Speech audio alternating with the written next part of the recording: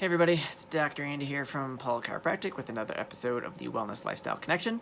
And today we're going to be talking about one of the most common probably, myths or misconceptions about chiropractic.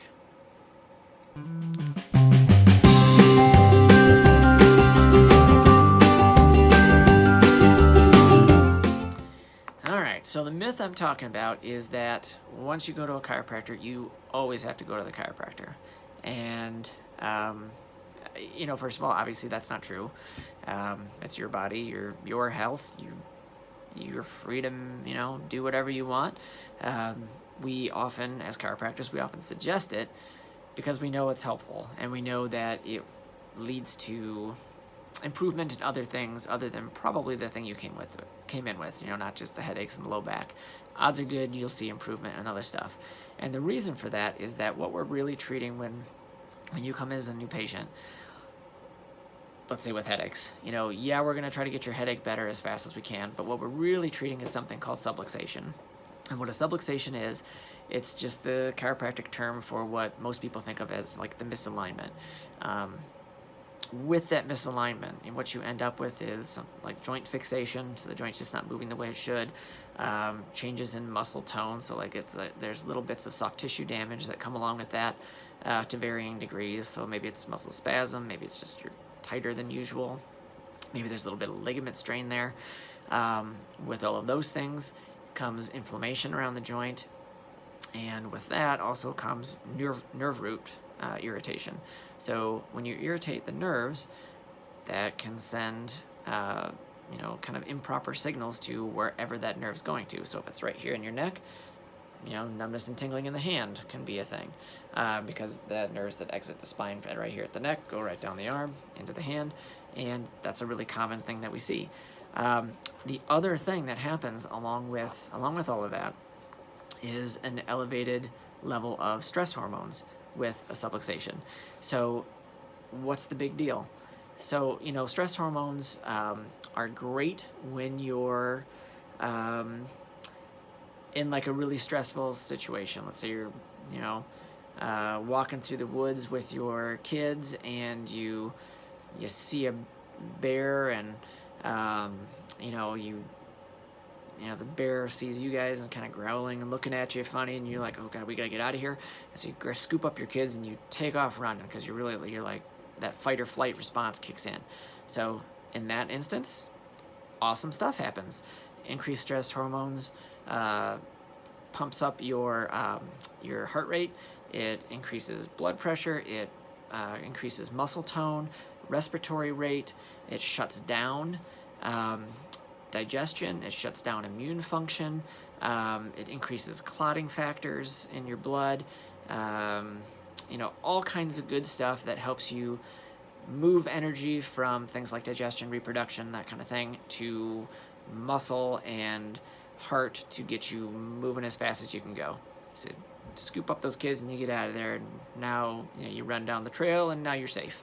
So now that you made it to safety, 10 or 15 minutes go by, you're safe, everything's cool, and all those things start to kind of settle out, and now you're back to, kind of your baseline. All those are really good things, and again, once you get to that safety, those things settle out and they're back to normal. The problem is when you have a chronic stress, like with a subluxation, so subluxation is that joint fixation, it's a lower level of elevated stress hormones. So let's say, here's your baseline and the bear is way up here, and now you're safe, so it comes, slowly comes back down. Great. If with the subluxation, maybe it's only to like right here, but it's constant until you do something about it. So you're just constantly at this slightly elevated level of stress hormones. And so then when you hit the bear, now you're way up there.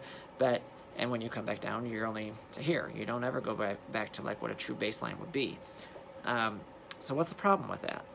With that, you get increased blood pressure, increases bad cholesterol. It increases or decreases rather insulin sensitivity. It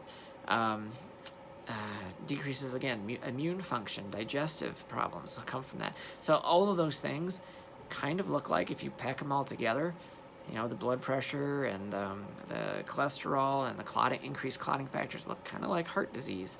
If you talk about the insulin sensitivity, now you're kind of leaning towards type 2 diabetes. If you look at the decreased immune function, well, you start to think about people that are chronically getting sick or autoimmune diseases even. And while I'm not trying to suggest that having a misalignment in your spine is the root cause of all this stuff, I mean, realistically, it probably has a ton to do with our standard American diet, but it's a factor and it plays a role. And so if you can do something as simple as getting adjusted a couple times a month to take your stress hormone levels from here back to what they should be and take all the stress off these other systems, I mean, it just kind of makes sense. So that's one of the main reasons why we suggest it. Most patients that do come in for maintenance, they see a ton of cool results. Things like better sleep, more energy, fewer infections, especially in this time of year, just reduced stress in general, better digestion, obviously relief from the aches and pains that they came in with. For kids, we often see relief of things like colic, acid reflux, constipation, even things like ADHD and that kind of stuff. You see improvements in those kind of issues. And so, I mean, that's the reason why we suggest that everybody come in for maintenance once the initial thing that you came in for, that initial headache or low back pain or whatever, once that's taken care of. These are all the reasons why we suggest that you keep coming. So do you have to? No. Most people that choose to do it, though, see these kind of good results, and so that's why they keep coming, and so that's why everyone thinks you have to. Again, you don't have to. It's just a good idea. So with that, for most of this next month, we'll be talking a lot about digestion and that kind of thing, and nutrition, getting into that a little bit. But until then, I hope you guys have a good weekend. Get out there, live life awesome, and we will see you next time.